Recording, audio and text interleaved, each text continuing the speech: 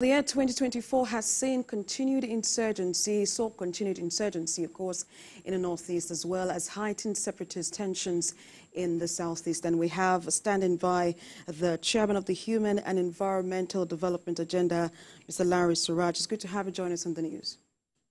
Thank you for having me. Good evening. Well, how do you think the government handled these security threats? What's your overall assessment of Nigeria's security architecture in the year 2024? Yeah, I think it has been an interesting episode and also engagement at the level of which we are seeing government responding to many of the insecurity situation.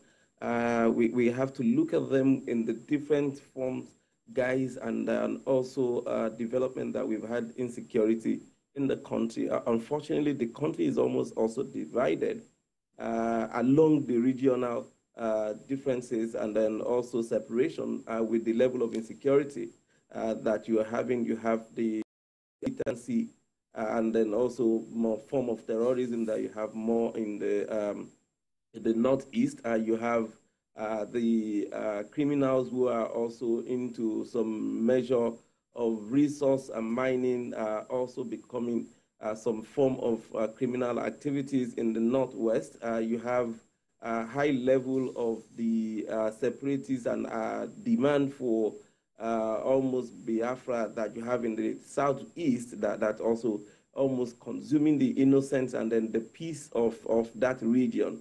You have so much of kidnapping and the rest of that also happening in the southwest. You have the attack on the pipeline and then also the mining and then the failure of the oil companies, to redress the level of degradation and at the same time the spoilation of the environment happening also in the south-south.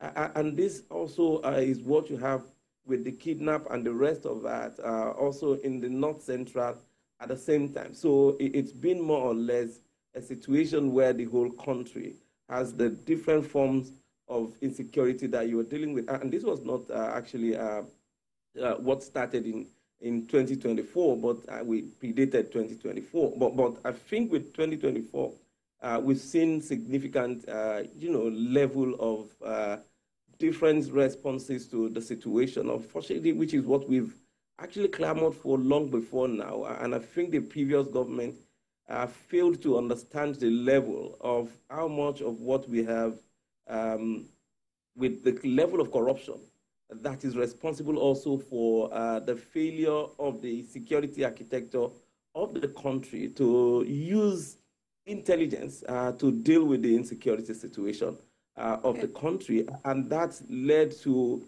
the complete, almost total failure of the adequacy of our security system and operatives to deal with the insecurity situation, allowing for increased allocation for some of the top military officials who are rather becoming billionaires by virtue of becoming security, leaders and then head of agencies. Apparatus.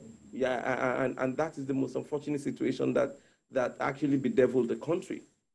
So, are you saying that there were no notable successes in the year 2024? If you take a look at the security situation in Nigeria.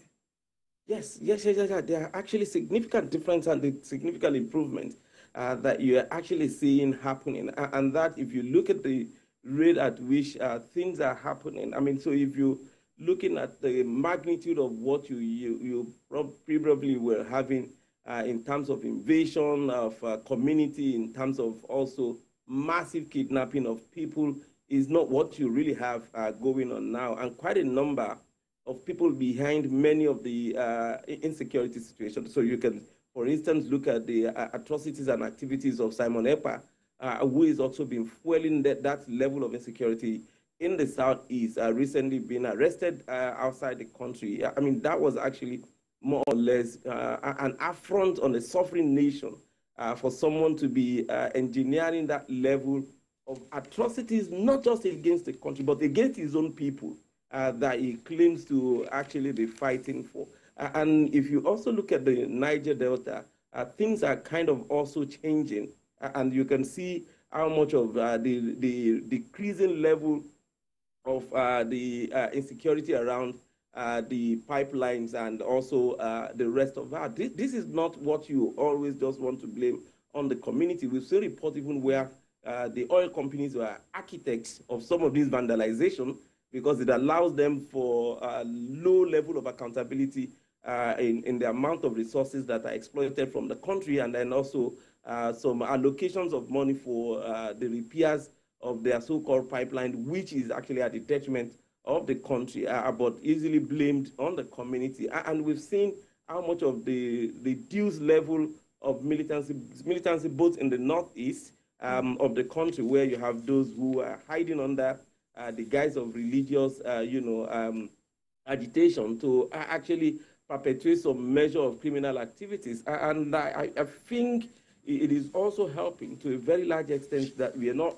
actually seeing the affronts that were experienced by countries and by states like Zamfara, Sokoto, where you have, the illegal miners supported by quite a number of some of the political elites in those regions who are actually the ones harming some of these criminals for that is not even at the interest of the country, but their personal interest. And lately, you've not really seen that much of the infighting, even communal fights that you have, even in places like Kaduna before now. And Kano has been, to a very large extent, even up to now, be one of the key states within the North West that is maintained some significant measure of, peaceful cohabitation and existence in that place.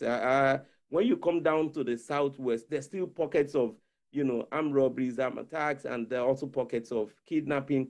But I think it is also been recognized that this has not really been as blatant as it used to be prior to 2024, but there's still a whole lot to be done because there will be a whole lot of the need to ensure that as we proceed from 2024 to 2025, the security officials, the coordinating office of possibly the National Security Advisor is still able to deal with the insecurity, not just as mere provision of arms and ammunition and also resources allocation to the security agencies, but the monitoring and evaluating of the activities of the security agencies and also the military as well. I mean, quite a number of them are also culpable in terms of, resource mismanagement and also bunkering in the south of the country. So it really would require consistency on the part of the government agencies. Well, thank you so much for sharing your concerns and your hopes for Nigeria's security architecture. Chairman of the Human and Environmental Development Agenda, Mr. Larry Suraj, thank you so much for sharing your thoughts with us on TVC News at 10. Thank you very much for having me.